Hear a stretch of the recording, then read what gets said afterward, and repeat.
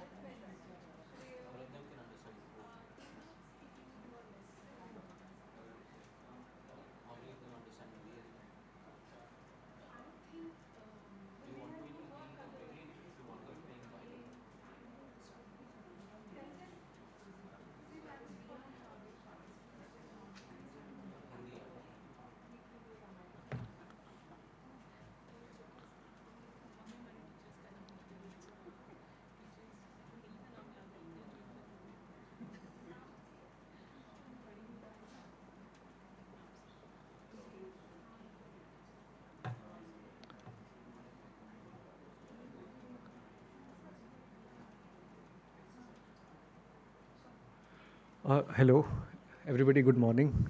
Welcome to the session. To our esteemed professors and also our fellow colleagues. So, before I begin my session and hand over to our esteemed moderator, Madam Gunja Patra Aneja ma'am, I will just briefly introduce her so that she can introduce panelists and also begin deliberation. So, Gunja Patra Aneja ma'am is a Under Secretary at Election Commission of India and leads international engagement at Triple IDM. Here, with 16 years in electoral management, she has worked extensively on voter education, inclusive outreach, election communication, including for 2014 and 2019 national elections. A double gold medalist with master's degree in bioinformatics and international election practices and management, she now oversees the Commission's global engagements, including its chairship of International IDEA. Her expertise lies in inclusive communication, disability rights, voter education, and capacity development for democratic institutions. I would invite ma'am to take over the floor. Thank you.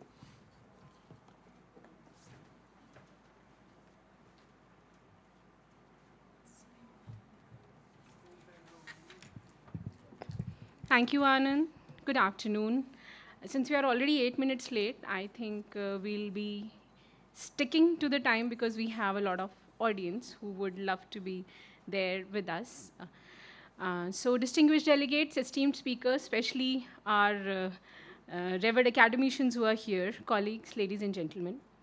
Again, it's my pleasure to welcome you all after Anand to the conference session 5, which is Reimagining Democracy for the Future, Democracy in 2050. Now, as we begin these deliberations, we move on from discussing what democracy should deliver, which is, of course, inclusion, peace, resilience, sustainable development, to an equally important question: what are the forces that will shape democracy's ability to deliver these outcomes over the next 25 years? Hence, the purpose for today's discussion is not to simply identify these drivers of change, but also to understand how democratic institutions can respond to them while continuing to uphold the values of participation, accountability, inclusion, and the rule of law. So, without taking much ado, we are privileged to have with us three distinguished experts whose work spans in migration studies, artificial intelligence, governance, political economy, and above all, the democratic institutions. So, our first speaker is Professor Ram Bhagat, visiting professor at the Institute of Human Development, New Delhi, and adjunct professor at the Tata Institute of Social Sciences, Mumbai.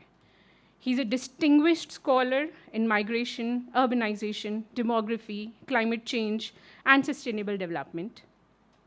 Professor Bhagat has authored 10 books and nearly 200 research papers. His work offers invaluable insights into how demographic transitions, migration, and climate induced mobility are reshaping the societies and governance systems across the world. Next, our second speaker is Professor Siddharth Rathore. He is assistant professor at the Department of Economics at Mata Sundari College for Women, University of Delhi. He also serves as visiting professor at the Faculty of Law, University of Delhi, the Indian Institute of Public Administration, and the Lal Bahadur Shastri National Academy for Administration.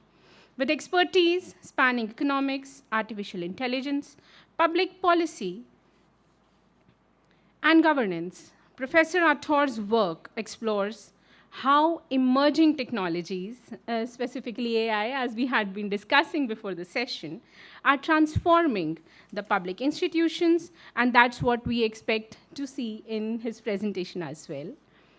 Our third speaker is Professor William Gumede, Associate Professor at the University of Witwatersrand, Johannesburg, a globally recognized authority on governance, democratic institutions, and political economy.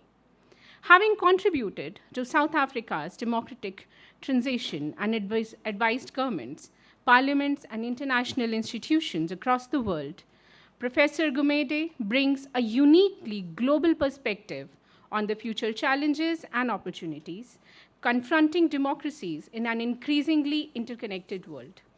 With that, let's begin the deliberations without taking much more time. It's now my distinct pleasure to invite Professor Ram Bhagat to deliver the first talk. Sir, the floor is yours.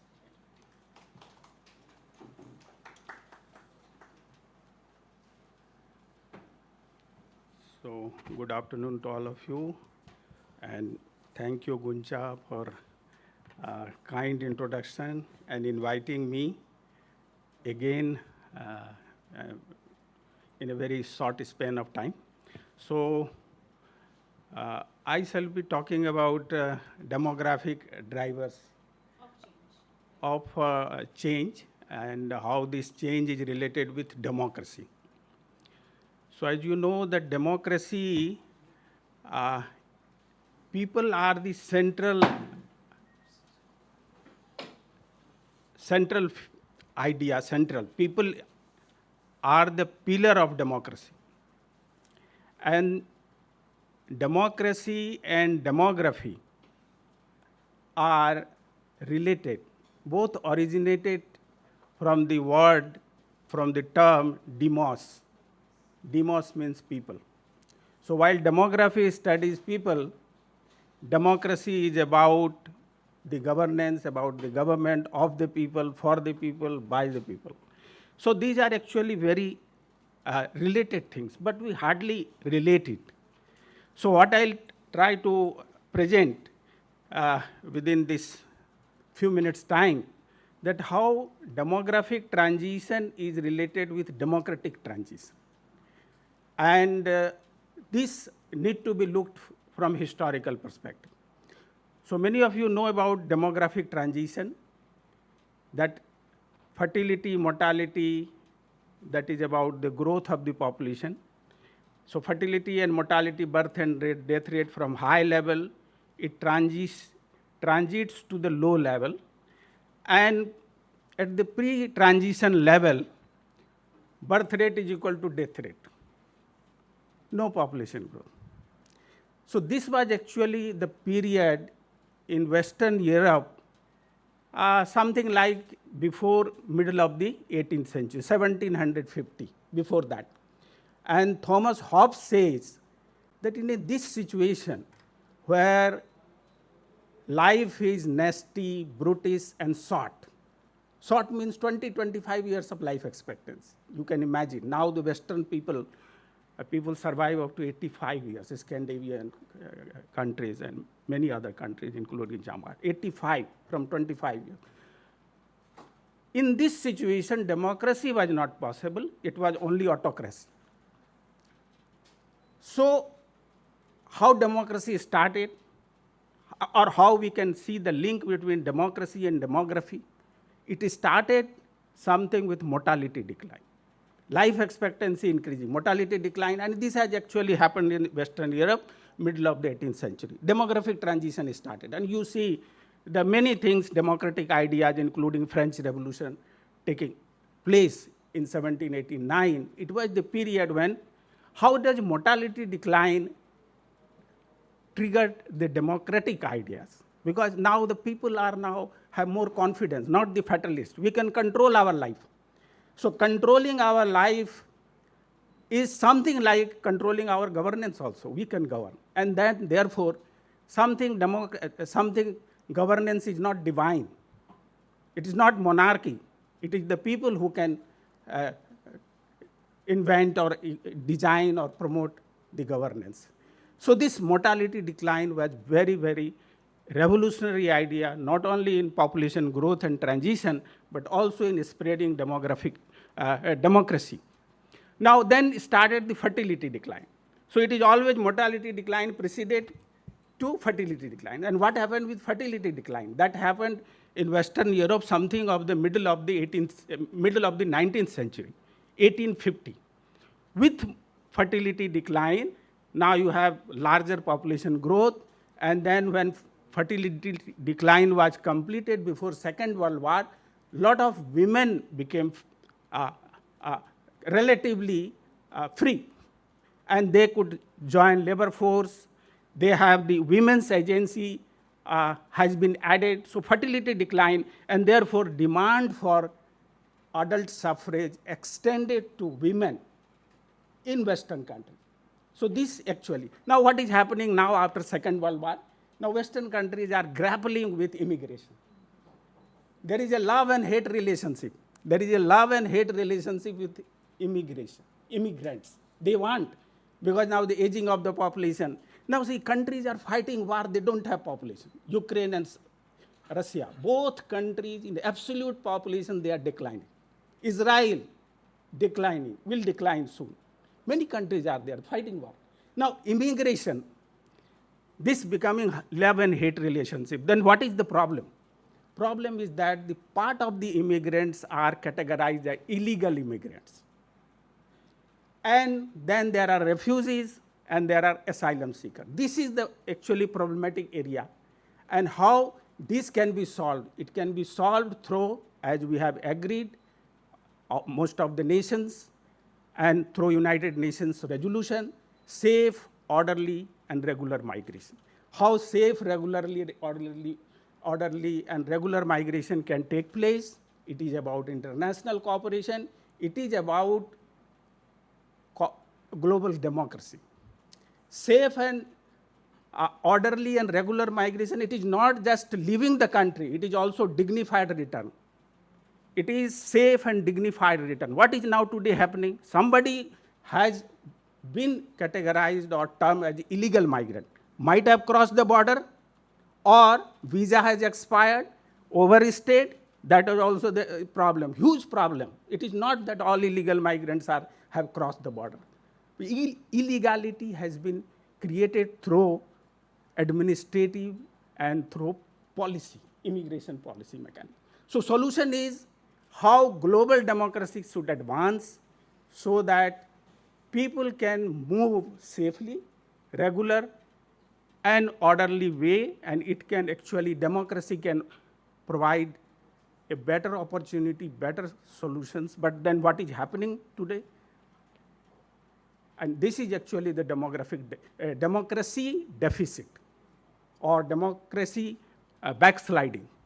So global democracy has to be rejuvenated to take the advantage of these population demographic changes. And of course, by middle of this century, world population is not going to grow. That is what the demographers believe. It will be around 10 billion population, and then it will not grow. And many countries will be threatened of decline. So this is about global. Now coming to India. What is happening to India? Just 2 minutes before you can say. What? So what is happening in India? Now India's freedom struggle, when it started with force, it was 1920s. All of you agree, when Mahatma Gandhi came into the scene. 1920 was called Great Demographic Divide. Why it is called Great Demographic Divide? Because mortality started declining. So it is 1920 was a census, I am talking about.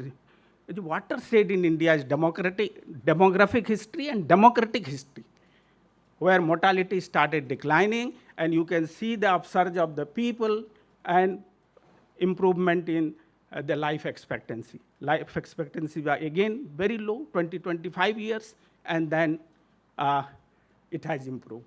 So this is a parallel. Now in India, we have fertility decline started 1970s. And you can see 1970s, 80s, now the reforms and all these.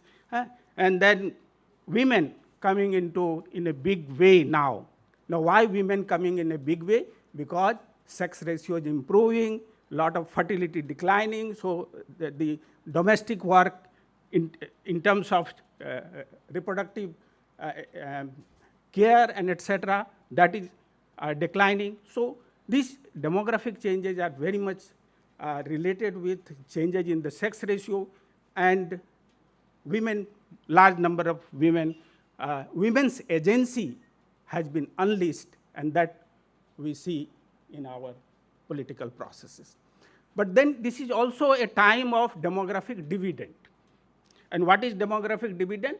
When fertility declines, working age population increases. Now we don't have more aged population, so now you see youth becoming very important, and proportion of youth population has been rising. This will rise another 2 or 3 decades, and then proportion of youth population, which is now at about 68% of the total population. Now that will go 70, 71, and then it start after the middle of this century. So that you can see youth and women becoming important, and how it is related with demographic transition and democratic evolutions. Now, India's challenge is that how to harvest demographic dividend, how to convert demographic dividend into democratic dividend, and that is actually the great challenge for India. So economics, social policies are very important, how we can increase the capability of youth. So democracy is not something of holding elections only. Democracy is not about balloting and holding election fair, in a good way, in an efficient way. That is not. It is about developing the capability of the people to choose a government, to choose a reasoned government, applying the reason. And so I think this is our challenge, how to educate our people, our youth particularly, and then the public policy becomes very important. And this public policy, demographic dividend, may not be necessarily, should not be necessarily in terms of GDP. That what the economist Sandhya is sitting here, not in terms of just GDP, but it should be in terms of what I like to emphasize. Again, I'm the idea of Amartya Sen, capability. How we are going to convert our economic strength into actually in terms of capability, so that freedom can be widened, choices can be provided, opportunity could be available to the people, and people can exercise and opt and improve their life.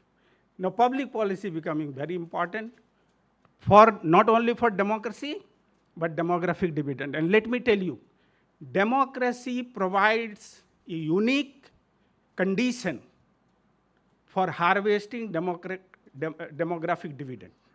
It is only within democracy, possibly, more possibly, within democracy, that demographic dividend can be harvested, because here there is a scope for public debate, public discussion, there is a youth public policy in favor of youth can be designed. That doesn't provide in a system of autocracy. So strengthening democracy, promoting democracy, and is very important for demographic, harvesting demographic dividend. And harvesting demographic dividend is an opportunity, because then our population will also will also stabilize. We are going to lose this opportunity. So I will stop here, and if there are any questions, we can discuss. Thank you.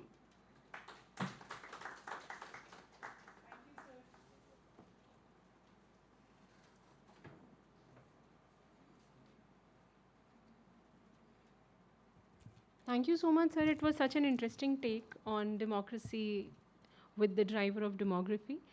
We now move on to our equally interesting conversations with a presentation that's quite intriguingly titled The Ballot and the Algorithm. So I'll invite Professor Siddharth to please take the floor. We'll be taking questions at the end together.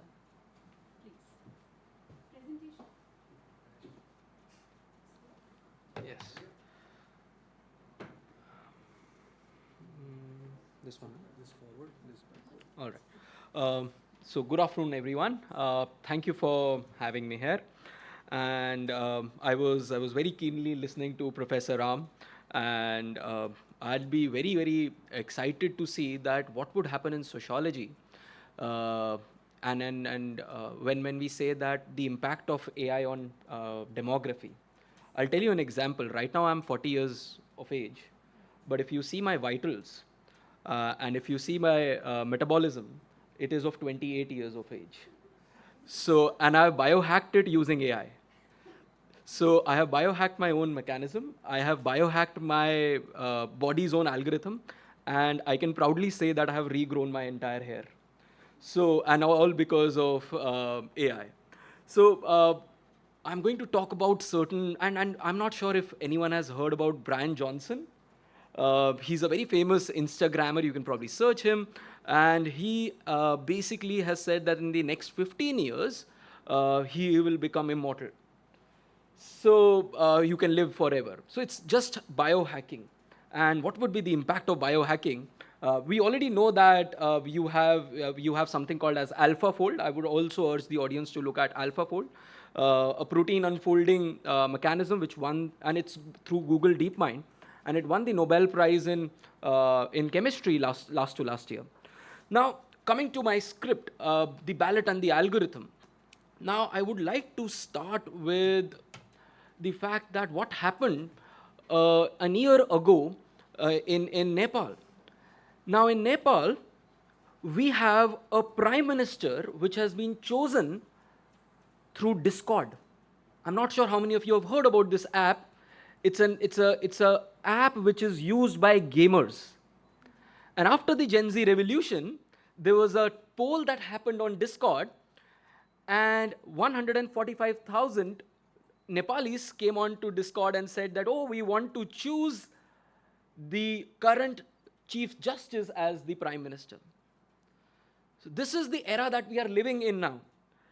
So a Prime Minister, a head of government, which is not ratified by the Parliament, but ratified by an app. Think about what kind of era are we entering. Now, democracy is going to change in a lot of ways. And democracy has escaped its container. We are now living in an environment of AI, where democracy is also thriving. So we have to look at the ecosystem now. The ecosystem itself has changed. Artificial intelligence is no longer on the agenda of democracy. It has become a medium through which democracy happens. We are already looking at it in India right now. So citizens will form their beliefs, will form groups, and Nepal was just one case. I'll talk about other cases as well, not just in South Asia. You look at what has happened in France recently. You look at what has happened in Latin America. AI is going to change the medium of elections. I'll try to argue it out. There are going to be opposite side as well, but at least we can have that conversation. That's the end goal of my entire agenda, that we have a conversation on this. And I'm going to show you two files here. One file is of fragility. I'll show you how fragile democracies are, how fragile we are, how susceptible we are. And the other file is the capacity, the capability, the future that we can build. So I'm not sure, again, because this is Election Commission of India, I think everyone should have gone through this report called as the Mueller report. Now this talks about that how 126 million people were reached by Facebook, and it was a factory, it was a small factory out of St. Petersburg which was able to change the fortunes of the 2016 US elections. All of this is given there. And remember, this was just a work where people were working. It is not technology. This was in a handcrafted era. There were interns sitting in an institution. This has, because of AI, this has now been actually industrialized. I can industrialize changes. I can make things happen. I can make something which is in the order of 2 to the power of 100. This is the power of AI. This was also done by Cambridge Analytica. There's a beautiful Netflix series called The Social Dilemma. Beautiful series on this. So, in fact, 2024 was the big year of elections. 80% of 50% of 50 countries were basically into elections. It was the largest elections in the human history. And you'll be surprised to know 69% in these elections, 69% AI played a harmful role, which should, all of you, since all of you are in the election management bodies, this should make you aware that, oh, this is a technology which has a lot of negative repercussions. The Election Commission itself has been pointing it out in election after election. Because of the gravity of the institution, I'm not showing it to you, but my initial intention was to show you a deep fake right now. It will take me 30 seconds flat to make a deep fake. You name me a person. You give me a script. In flat 30 seconds, I can do it. So, and if I can do it, anyone can do it. It's just the intention that is required. That is the scale. In fact, 46% could be attributed to no one at all. There are bots. That's what I'm saying. This is at industrial scale. You can have bots working from all your countries which are not in favor of you. At industrial scale, you can change democracies now. So this is something that concerns us, and 1 in 5 can be traced to a foreign actor.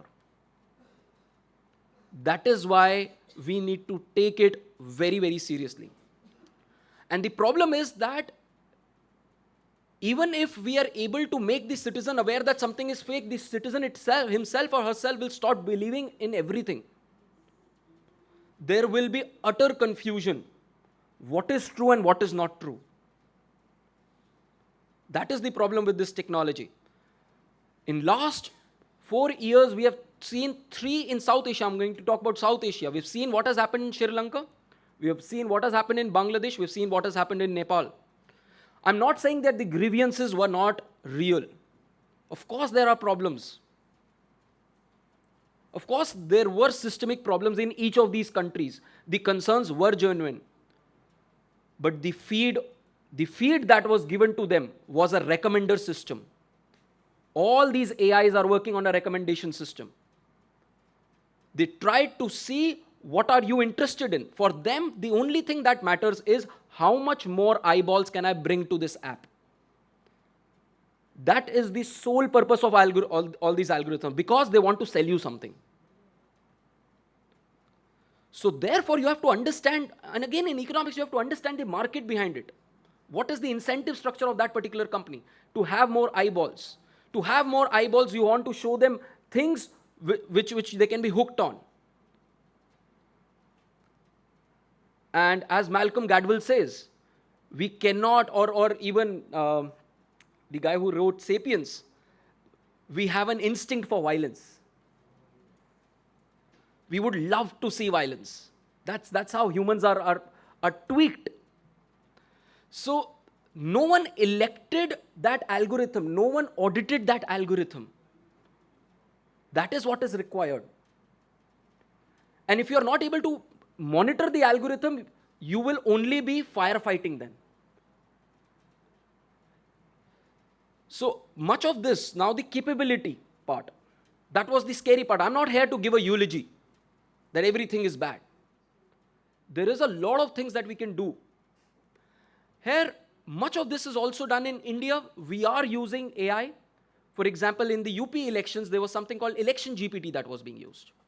Again, you can empower the returning officers, make their effort 2x, 3x, 5x, reduce their time. But there are a lot of other things that we need to consider here. So in case of Uttar Pradesh general election, you had this use of AI that was being done. 8,000 manuals were being fed. There were 16,000 questions, and every particular answer, every particular question that was being asked was cited. This is the good side of AI. You can create these chatbots, and these chatbots are these are called RAG systems. You can very quickly create these RAG systems. So Election GPT did not replace anyone, and it saved a lot of hours. And with us, the complication, when we talk about India, the complication is much bigger. Because we have 22 languages. We need to cater to all different kinds of, we are a miracle as a country. At times you should feel that this is a miracle. You cannot see across the globe a heterogeneous country like ours. So kudos to Election Commission of India and institutions like these, which have actually binded us together. Now, I'll show you the case of Japan. In Japan, there was this guy. I'll just tell you his name. I'm forgetting his name. Yep. His name is Takahiro Anno. He founded a party recently, and what he did was he did a real-time sentiment analysis. What are people actually wanting? And he was so popular that he got elected in that. Real-time sentiment analysis can easily be done using tools like Grok these days. In fact, this is what I tell my students. If you have to buy anything, just go to Grok and do a real-time sentiment analysis. You will get a very good picture of it. And train it on an app called Reddit so that you get anonymity also. Similarly, in Taiwan in 2024 as well, there was a huge number of misinformation that was spread. But at the same point of time, the government of the day took it into hand and they warned citizens about it. They crowdsourced fact-checking. Therefore, this technology can also be used for good. We are at a point of time, you name me a person, and I can give you a strategy for that person to win an election. That is how easy and dangerous it has become. So, I don't get into psephology, but it is very easy. That's the easiest possible way for me to utilize my skills right now. Because of ethical dilemmas, I've not got involved into that area. But not everyone would have that ethical. I come from a family of professors, which has taught more than 100 years in Delhi University. So I don't want to get into that. But somewhere down the line, I would think, why shouldn't I stand for elections now? I have that in mind. You might see me. But at the same point of time, this is how easy it has become. And the person who is, imagine, we are talking about elections in 2000, you are talking about democracy in 2050. The person who will be voting in 2050 for the first time will be born in 2032. And for her, all the information will be synthetic. Therefore, you need to know how the AI is generating this data. You're talking about 30 years from now. So what in 25 to 30 years from now, kids right now in the university are using AI as the first tool to study. So imagine what will be the amplification 2050. So therefore, it concerns us how we regulate AI, and that is why every country is so finicky right now. You might have heard about what has happened in WTO in the last 15 days. US is banning its Fable 5. China is saying, no, I want to restrict my own technology. Why are we not coming up with a model of ours? I know there's one Sarvam, but why is there one Sarvam? This is what I am trying to do.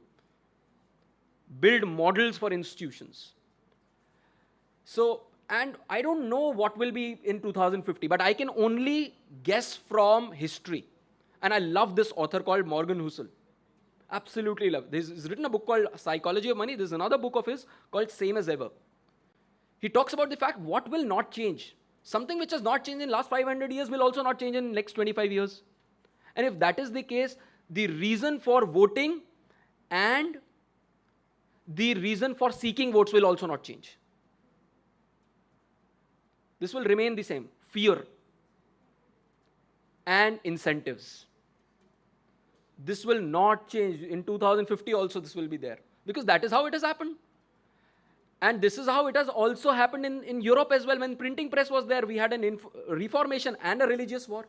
This happened with radio as well. We had the fire chats of Roosevelt, but at the same point of time, we also had the fascist propaganda. Technology can go either way.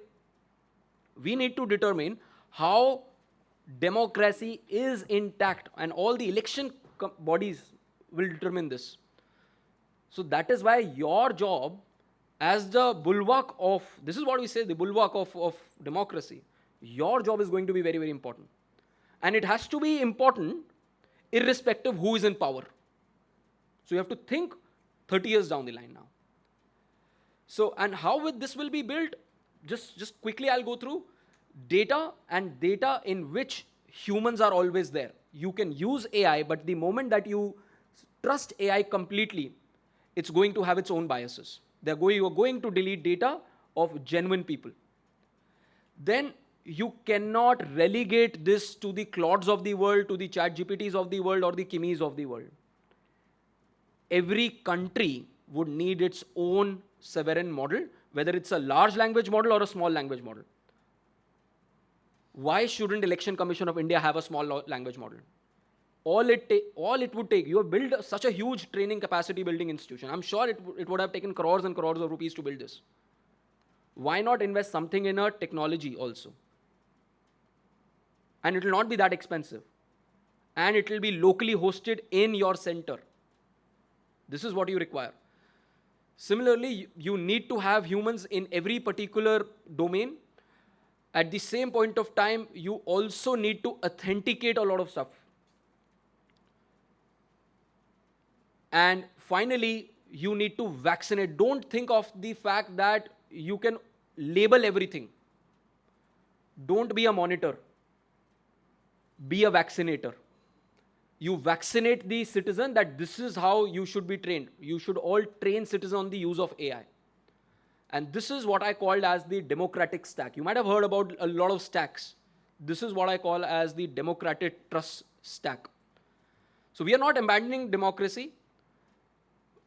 And these people in Nepal were also not abandoning democracy. They were just searching for a fast solution. And we need to, and this will happen in every country.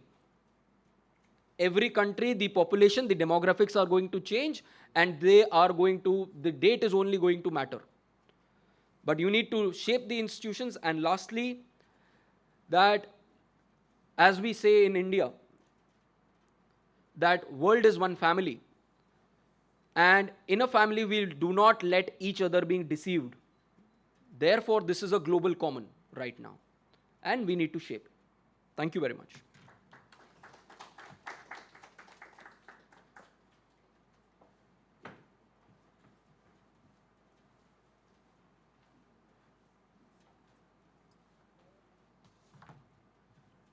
Such an interesting discourse it was.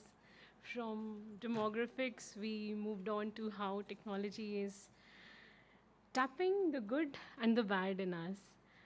And now we move on to our third and the last speaker.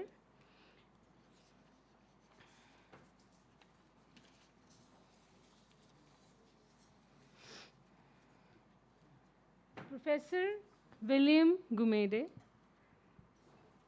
Professor, the floor is yours. Good afternoon. We can't hear you, sir. You might perhaps want to unmute yourself, please.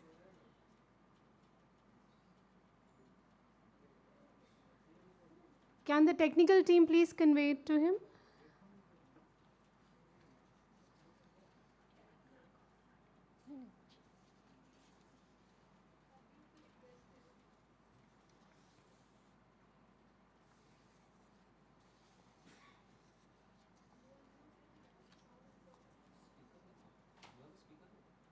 No.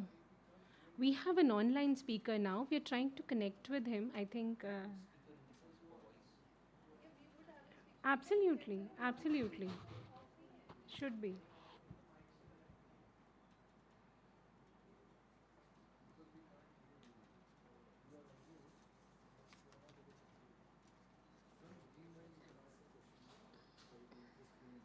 Yeah, yeah. I'll also take this time to just clarify that election GPT was not Election Commission of India. It was actually an initiative by a media house, not owned particularly by Election Commission of India. However, there have been. Let's see if it works Okay. now. Yeah, we can hear you, Is- sir. Please begin. Okay. Sir, we are not able to see you. If you please can. Okay. Yeah, Apologies for that. Can you hear me now? absolutely perfect. Please begin. Thank you. Okay, thanks. Again, thank you for inviting me. I'm sitting in Johannesburg. I'm going to talk looking at the democracy in Africa, the challenges and opportunities from an African point of view, not necessarily just from a South African point of view, but from a broadly African point of view. I think the first challenge really that we are experiencing in an African context is that 1/3 of our countries are either under military rule, and another third under autocratic liberation and independent movements that are still in power.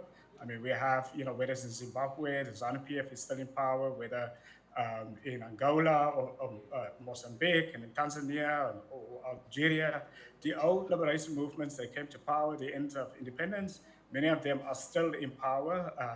And even though they call for elections, elections are often accused to be rigged and so on.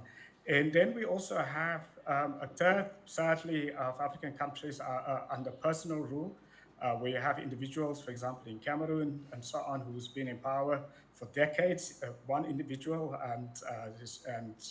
and often we've seen dynastic rule, father to son, and so on. So there are very, very few genuine democracies in the African context. But I mean, but though, having said that, since the first African country became independent in 1847, and that was Liberia, there's about 54 African countries, according to the UN. A handful of African countries since independence that pursued democracy has become the most stable consistently and the most prosperous. I mean, the countries include Mauritius, Botswana, Cape Verde, and more recently Namibia, and so on. So democracy in the African context, despite the fact that most African countries are not democratic, where democracy was genuinely implemented, those countries have actually done the best since 1847. Now, the other challenge for democracy in Africa is that many of our political parties are still structured along colonial and apartheid race lines, ethnic lines, regional lines, and religious lines. So essentially then, it means that when elections are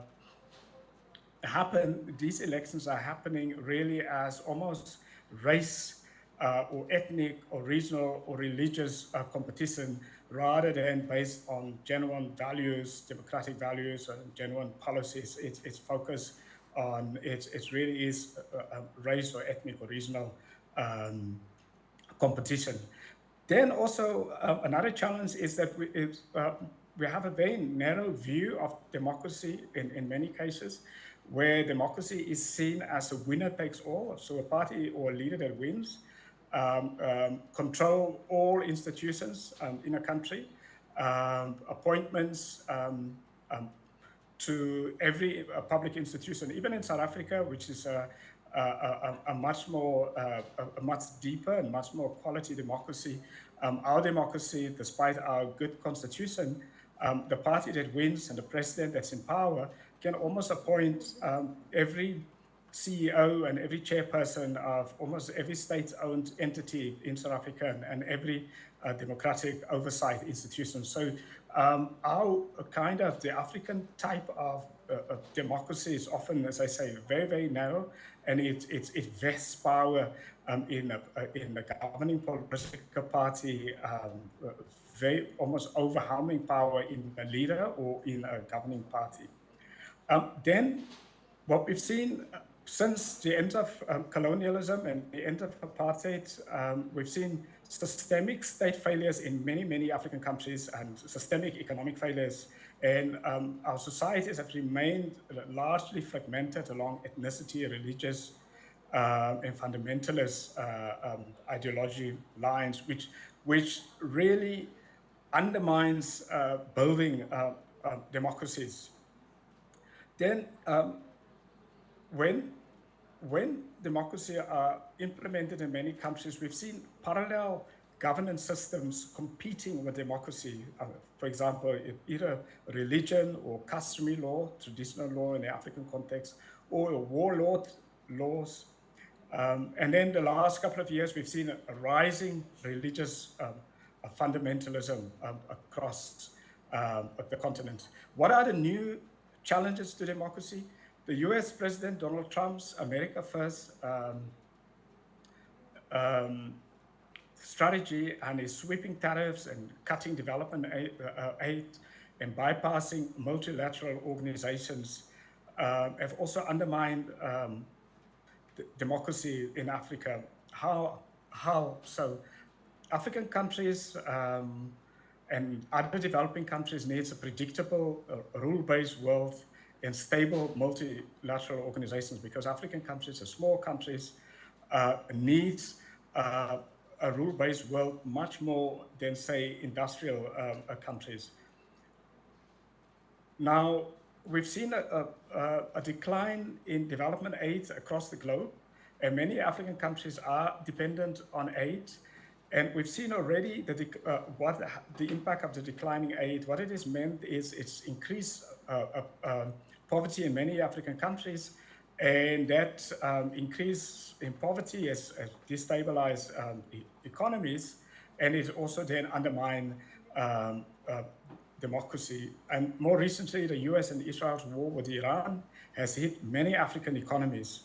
It's caused inflation in many African countries, food price increases, oil shortages, and so on, which again has undermined building democracies and a democratic project. Now, many African economies rely on their citizens working in the Gulf states, remittances, and so on.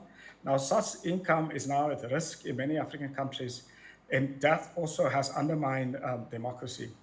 And also the last couple of years, we've seen Africa has been disproportionately impacted more by climate change, which impacted both on African economies, but also on democracies. Now, the last one is many African countries are still run along very patriarchal lines, meaning that women are excluded in most African countries from politics, from the economy, from decision making in society, and it just means that which is undermine not only African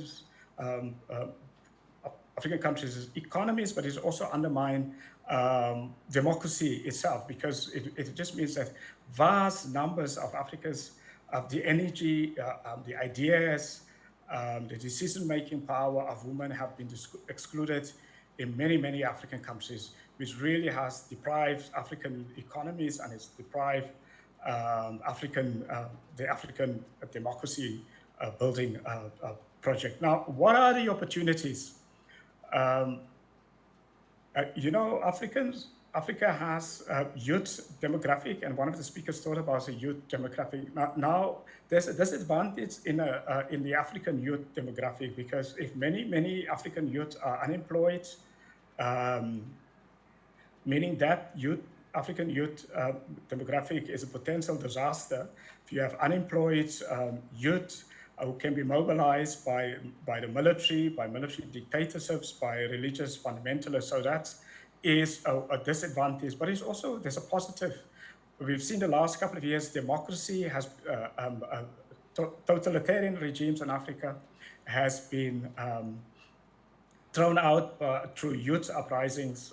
You would remember the Arab Spring, but also more recently now in Kenya, where the youth did not push out the government, but they, because of their uprisings, actually open up the space for freedoms.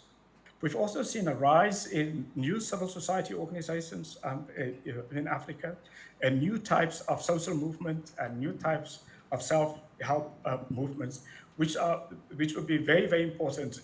The opportunity is there if these new civil society movements and social movements can be turned into democratic political parties and can deliver new types of political leaders.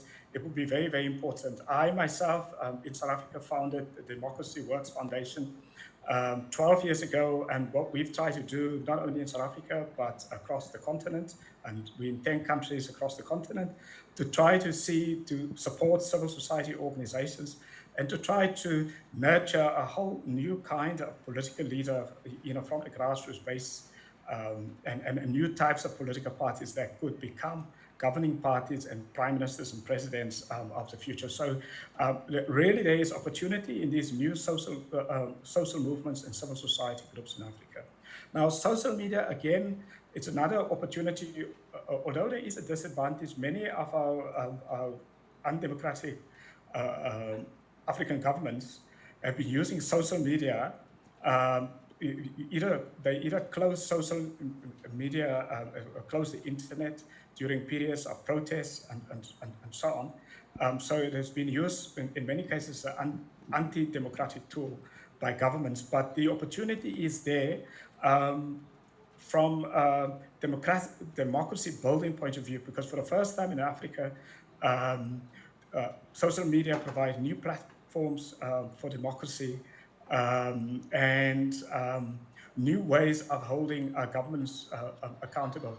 In many African countries now, most of the politics, the social media, the politics on social media actually influence the face-to-face politics. So that really is an important development. But the Trump administration's global disruption and the tariffs, the cutting of development aid, I think also opens up the opportunity for more South-South collaboration, of more South exchanges of democracy building, and lessons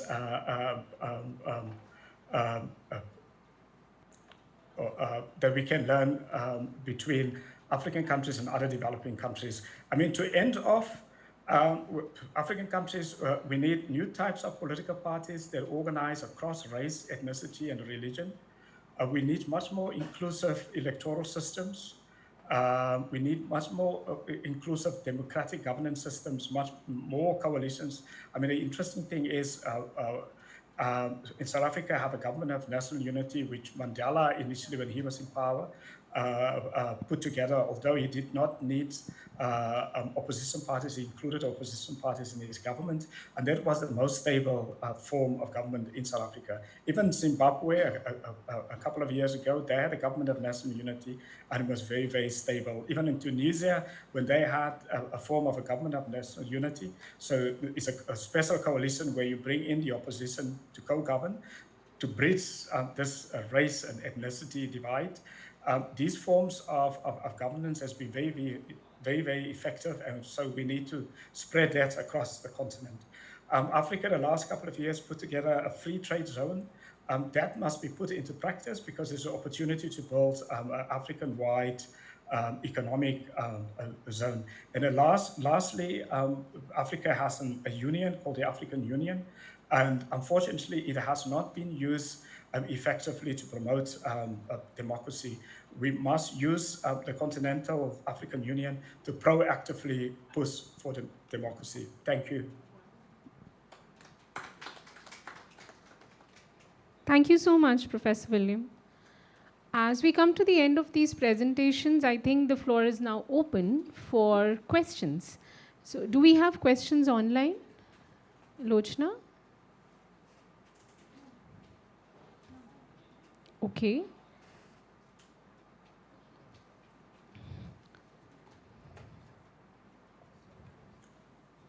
Interestingly, we had a very diverse perspective.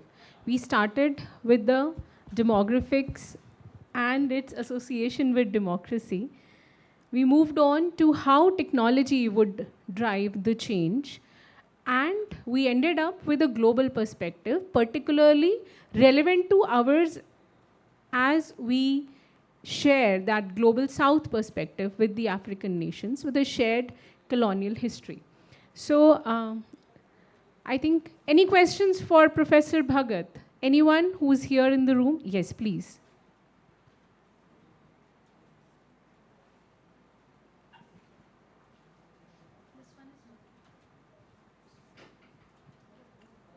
This is also working. So my question is that scholars say that we're living through a time of the polycrisis. So at a time when public education is facing global funding cuts, how do you harness the demographic dividend? How do societies harness the demographic dividend? Because education is one thing that you mentioned, which can enhance the capability of people.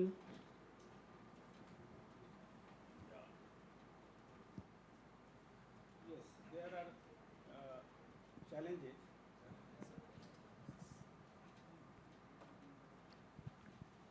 There are challenges, of course. There are multiple challenges, and particularly in the sector of education.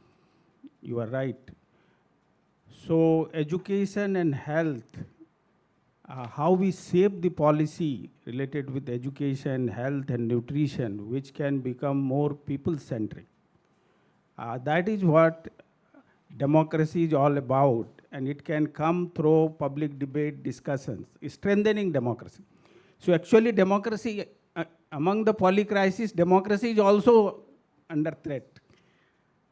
It is also not a crisis, not confined to education sector or health in terms of human resources, but we are also in the areas of cognitive crisis. Somewhere ability to think and reason and making a choice, I think that is somewhere affected. And this is, youth should understand. And those teachers like university system, they should prepare in that perspective that yes, challenges are there, but also opportunities are there. So, but I think I say must say one thing, everything is not disappointing. There are challenges, but we are also doing in many spheres better. There are things which is going not in the proper way, and we have to bring back. So demographic dividend, even if you don't do anything, 1/3 of the GDP will come through demographic dividend. And if you do more, it will be more. So something minimum, because see, it is the youth, rising population of the youth. Youth will do something. It is not that everybody is idle. So this is actually great opportunity, but there are great challenges, new type of challenges are there. We need to understand. So fundamental thing is that we have to raise our consciousness. Are we able to think and take our decisions? And the same thing applies to our leaders. Same thing applies to the country. But this cannot happen without public reasoning, public debate, public discussion. And that should become part of the public policy, how we shape the public policy. So thank you. Thank you, sir. Moving on to, yes, of course, ma'am.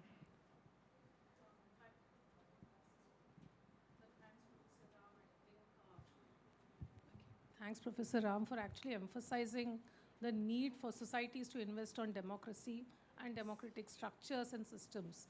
But what really comes to my mind, and I would like your views on this, let's talk about India.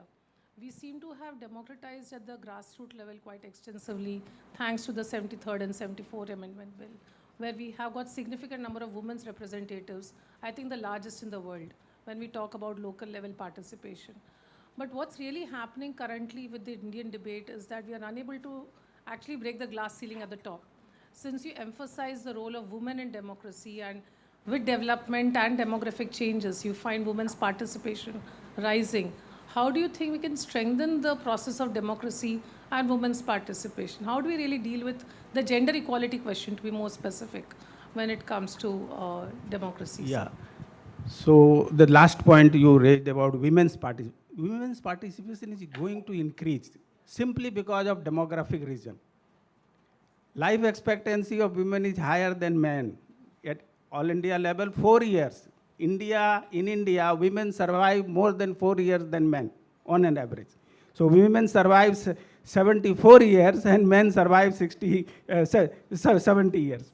Now in Kerala, the gap is 7 and 8 years. And in Western world, 10 years. So you can imagine the future, the sex ratio, because this is endowed by the nature. This is biologically, maybe some new thought, maybe some new discovery might be there, but biologically women. But our society has not provided access to health, education, nutrition. That's why at children level, at a childhood level, female die more, girl child die more than male child, but that also is getting bridged. So that is what the demographics is going to unfold. Now regarding your question that we have very good things policy. Again, it is about niti and nyay. We have very good niti, but where is the nyay, injustice? Injustice we have to see and debate and change the public policy. It is not simply niti. Institution, creating institution is not enough. But how institutions are performing, and that performance will be through transparency, through debate, discussion, through data, through media, role of the media, everything. Where there is a participation of people, not only in election, but participation in whole of society and whole of governance. Thank you. Thank you, sir. I think Siddharth would like to add something to it. How technology has been the biggest leveler or enabler. Could you comment on that? Looking into the demographics and how women perhaps... See, I come from an advantage from the sense that I teach in a women's college. And all my life I have taught in a women's college. So I have an advantage there. Now, my perspective is that for the first time in the history, a technology has reached students first and then teachers. You think about any previous technology. You think about computers. For me and for all of us, computers was taught to us by school and as a subject by teachers. But here, the very fact that this technology is available for free, it is there with the Gen Z, the Gen Alpha first, And we as teachers are now trying to catch up. But the point is that this technology should also be shaped by us. Because we have that experience of life where we can guide them better. And it should not only be guided by the statisticians, the computer scientists, the physicists of the world. It should be guided. See, these are called large language models. There is the word language. This should be also guided by humanities. Because if you see the data, it is trained on. I'm telling you that in future students are going to learn from AI. And the data that it's going to be trained on, it's going to give you the first probability. This is a probability system. How should, if you talk about a historical question, it will give you the topmost answer. The topmost answer might not be the right answer. Therefore, there is role of historians, role of philosophers, role of literature people to help shape this technology better in our environment, in our ethos. So therefore, understanding technology, and then democracy is just a part of it. So that's why I'm saying AI is the environment, and in that environment, election and democracy is just going to be one part of it. Yes. We do have an online question also. Okay. Ma'am, Yes. there is a one question for Professor Gumede, who's joining Yes, from yes. South Asia. So want to ask that what are the strategies he can suggest on inclusion part to build a high trust society, since the India and South Africa or African continent largely share many things in common, especially the social cleavages and also the diversity part. So I would suggest that Professor Gumede could, bring some light on the thing that what are the strategies and drivers we can employ so that the inclusion part, really reinforce within the democratic setup. Sir, please. Thank you. No, thank you for that question. I think the first thing is, as the colleague on the panel said about institutions, so let's just say the political party as an institution, how do we modernize and reform it by making it compulsory, for example, for women to be in the leadership, for youth to be in the leadership. A couple of years ago, I chaired for the African National Congress. I was an independent chair in 2017 for their special conference on the reform and the renewal of the African National Congress. Unfortunately, the recommendations sadly were never implemented, but 2 or 3 of the possible reforms in terms of if a political party gets an electoral deposit to campaign, that it must be compulsory that, women parity, 50% of its leadership and so on, and also a youth leadership and so on. And if a party doesn't deliver on that, it must lose its deposit. I think secondly, it's also, the women demographic. Our societies actually have more women in the African societies. So I think, if we can get the education and we can get women to begin to vote differently, because sadly men will vote for violent dictators over and over again, and so on. And if on a woman's education, and we can change the vote, because that's the key thing in our African context. We absolutely, where we have elections, we have to begin to stop voting based on ethnic lines or regional lines, but based on values and policies. And we have to get young people, when we get the education and whether we use technology in that education to get the voting patterns differently. So for people to vote across caste, across religion, and across ethnicity and so on. Thank you, Professor. There is a one question, ma'am, for you. Okay, we do have a question. So, sir, my main question was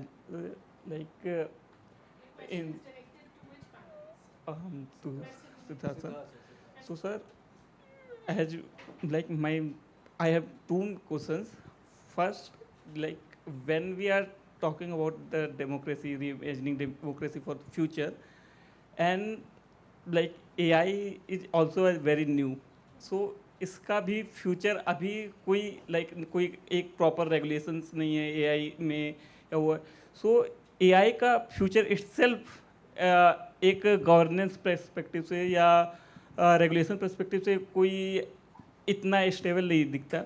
and when we talking about like democracy in future, और उसमें भी हम AI की बात कर रहे हैं, so like हम एक कि जो है कि हम काफ़ी दूर का नहीं सोच रहे हैं, बिकॉज एआई इटसेल्फ अभी जो मुझे लग रहा है, जस्ट मुझे जो लगता है कि ये कंपनीज इन्होंने जितना एआई का पोटेंशियल उससे ज़्यादा हाइप उन्होंने क्रिएट कर दी. लाइक मैं एक MIT की आई थिंक रिपोर्ट पढ़ा था कि 90% जो स्टार्टअप हैं उन्होंने जितना पैसा एआई में स्पेंड किया है वो अपनी कॉस्ट भी नहीं वो निकाल पा रहे हैं. सो सिमिलरली अगर हम डेमोक्रेसी के लिए बात कर रहे हैं कि हम रेगुलेशन की बात कर रहे हैं कि एआई को हम इन्वॉल्व कर रहे हैं, बट सिंस एआई में नए नए अपडेशन रोज आ रहे हैं वो रहा, और हमें अभी उसके लिमिट भी नहीं पता है. तो जस्ट मेरा ये क्वेश्चन था. मैं हिंदी और इंग्लिश दोनों में आपको जवाब दूँ. Okay, so okay, I'll give it in English. Okay, so you've heard about a cricketer called Vaibhav Suryavanshi. He recently made his debut. Did he start playing 2 years ago? He would have started playing when he was 3 or 4.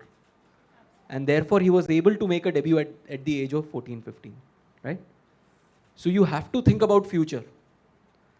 You can't be sitting here and think, oh, let this happen to me. And we have seen, I showed you the history in the last 3-4 years, what has happened with AI. These are all Instagram protests that have happened, which means that this has power. I've showed you the proof that this has power. And it is only going to amplify even more. It has industrialized now. I am telling you, I am getting calls for psephology. I am just a low-key professor who happens to have a startup. But I am getting calls for psephology work for the 2027 upcoming elections in some state. How's that coming? What am I using? I'm not a psephologist, but I know how to use data. That's it. It's a data solving skill which can be industrialized. And if you see why it matters in a democracy, you see at a particular booth level, only a few percentage margin needs to be changed. And that can be engineered. That can easily be engineered. And if you aggregate it, see the impact that's going to have. So therefore and if it was not so dangerous, you talk about regulation. Why is US having just like a nuclear technology, why is it having embargo on its Fable 5? Why is China now talking about global commons of AI? So right now what we have done is we have started these companies, what I'm telling you, there is hype there. I am telling you there is hype there. There's going to be a crash in the next 2-3 years. The biggest crash that you have ever seen in your lifetime in the markets. They are extremely overvalued. But at the same point of time, the fundamental technology doesn't change. There was an IT, there was a boom, this crisis, .com crisis. But that did not diminish the very technology on which it was there. There is a hype, but the technology is very real. The technology is very lethal as well as very advantageous. It is our job to channelize it. Sir, so जो मेरा question था उस 2 points पे based था. Since अभी यहाँ पे एक रिसेंट वो हुआ वर्कशॉप हुई AI एंड इलेक्शन पे, सो उसमें पार्टिसिपेंट्स डिफरेंट EMBs से आए थे. तो मैंने एक चीज़ मैंने रियलाइज की कि ये जो हाइप है क्रिएट की गई है, और जो EMB पार्टिसिपेंट्स थे उनको भी ये वो AI को इसलिए बहुत से मतलब, और स्पेशली जो डेवलपिंग कंट्री वहाँ पे AI को इसलिए अडॉप्ट कर रहे सिंस AI की हाइप क्रिएट है. एंड सेकेंड, मेरी एक पार्टिसिपेंट थे अल्बानिया से, तो उनसे बात हुई थी अनऑफिशियली. उन्होंने बोला कि हमारे देश में AI मिनिस्ट्री बना दी गई, एंड सिंस उसकी वजह से काफ़ी मैस उनके देश में क्रिएट हो गया. सो मेरा जस्ट एक ये क्वेश्चन है कि लाइक हम बहुत जल्दी अभी नहीं इसके लिए वो कर रहे हैं, लाइक बहुत जल्दी ही इसको हम कंट्रोल करना चाह रहे हैं, मतलब समझने से पहले ही हम इसको कंट्रोल करने की कोशिश कर रहे हैं? Let me just translate it once for the sake of our international Ma'am, participants and partners. we can Yes. take 2-3 questions together and then Okay. sir may respond. So Okay. I have one question on ethics part, just to add. You can somewhere add it.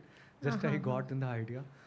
If I am there, that lets me. The ask as overall well. idea of the conversation, which he just. Yeah, Let sure, me just sum up what he's asking. He's just saying ki, aren't we being a little impatient while dealing with AI, and is the hype actually real? And what he's bringing up is an experience which was there in a recent conversation that happened in an AI course, which was here in the same premises, wherein some of the election management bodies have created some, it's a dilemma. So basically what he wants is to understand whether A, the hype is real, B, are we being a little impatient in handling it?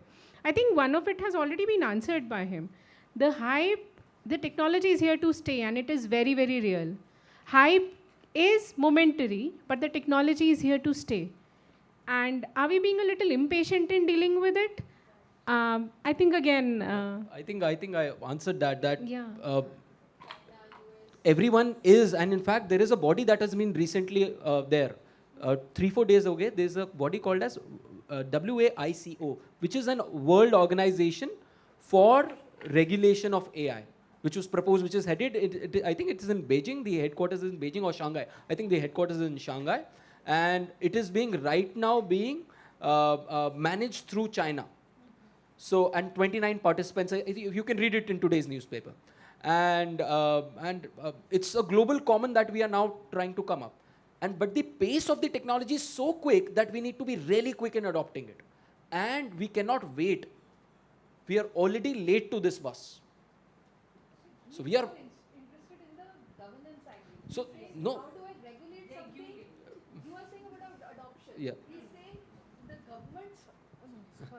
the government's role is getting more into the governance bit and the regulation bit rather than the adoption bit. No, but only if you understand it, then you can regulate it. Right now, what I'm doing, see, I have an organization called vskillu.ai. We are into AI skilling. We are skilling students, but we are also skilling government officers through IIPA. I went to government of Meghalaya, then government of Assam. I met the chief secretary there. That we want to train these officers for them to first understand the power of AI, and then only they will be able to understand, oh, this needs immediate regulation. If you don't know what is happening, you can't even think of regulating it. So that's why understanding the technology, using it, first-hand misusing it, you will be able to understand, oh, this is an animal altogether which needs immediate regulation. And we should definitely have AI ministers. A lot of countries have already started it. You read about the second brain which the Singapore FM uses, foreign minister uses. Just read about it. He uses a parallel second brain, artificial brain, which is localized. So why shouldn't India have an AI minister? I'll be up for it. So, yeah. Yeah, lovely. I think that answers our queries. AI has always been that topic of interest. We now have another question. Yes, please. Yeah. So democracy has historically been built on one person, one vote. And in this era of AI, what would be a bigger challenge, like equal voting power or equal freedom from algorithmic manipulation? With sir adding just one to her questions, since she is asking similar question of mine. So we had a recently encyclica there in Vatican, where the Pope talked about algorithmic subsidiarity. So do you think that in age of where we don't have any ethics embedded in the AI, so you have yourself enumerated the kind of challenges and havoc it can cause, especially the bot farm we have, especially in China, this kind of a scale. So don't you think that we also need to bring ethics main course in the discourse in the AI debate, because largely it is unregulated, but nobody in these, if you see the CEOs of, for example, Alex Karp or for example, this Elon Musk, they are not interested at all at the ethics dimension. So what's your light in to subsidiary to her question as well? Yeah, so that is why countries like us, which are rooted 3,000, 4,000, 5,000 years, we are cultural nations, guys. These are what? These are nations which are 500-year old, built on the premise of profit. The society is built on the premise of profit. This is where countries like us have to take up the charge that we won't like to develop ethical AI. And that is why I'm saying the use of philosophers are there. It cannot be, what is the, there's something called the sexiest job in the world right now. It is in statistics, maths, computer vision. People will pay you crazy amount of money in this area if you're successful in this area. But you're only hiring people as, you're hiring more gunmen. You're not having people who can guide you when to use what gun. You gave me the example of Alex Karp. He's absolutely running the show in a lot of countries. See what Palantir is doing. So therefore, we need to be cognizant of this.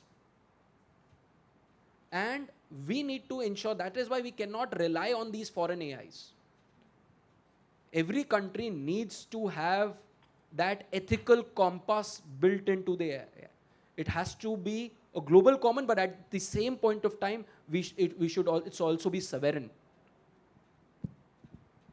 And the misinformation part, freedom from algorithm, I think the only, although I'm a champion of AI in the sense that I'm championing this industry, but at the same point of time, I keep telling people that you have to have non-digital life.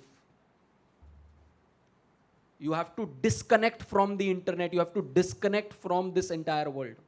All of us are living 40% of our lives in the digital age. You check your mobiles, you will see your screen time, and you will be able to determine how much time I'm spending. This time is only going to increase. For Gen Z, it has already surpassed 6-7 hours. So therefore, we need to check this and have our own, and have a natural life as well. Remember the movie Inception? That scene that we only go into dreams. Just remember that scene. It is actually being played. That parallel reality. Thank you so much, Siddharth. I think we've had very interesting conversations and have overshot our time. And it's just the time for the next session. So we'll just quickly sum up of whatever discussions we've done on the drivers of change, beginning with how the demography and combined with technologies, with all its pros and cons together. Also the relevance of mutual cooperation, like sir had very rightly pointed out the migration and how, even the philosophy of India's chairship is Vasudhaiva Kutumbakam. The whole world is a family. So drivers of change shall be technology, however, superseded and guided by human conscience and intelligence. And that would parallelly be driven by the global South-South cooperation. That's what we can come across from the deliberations we've done in this session. Thank you all so very much for being such a patient and intriguing audience. We move on to our next session, actually, because we've already been there. Thank you very much, ma'am, for excellently moderating the session. And thank you, every panelist. Yeah. Lunch.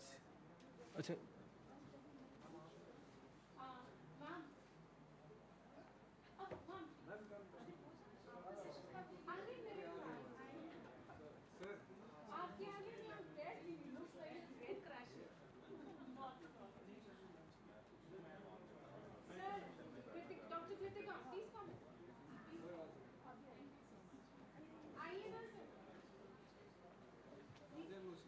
She's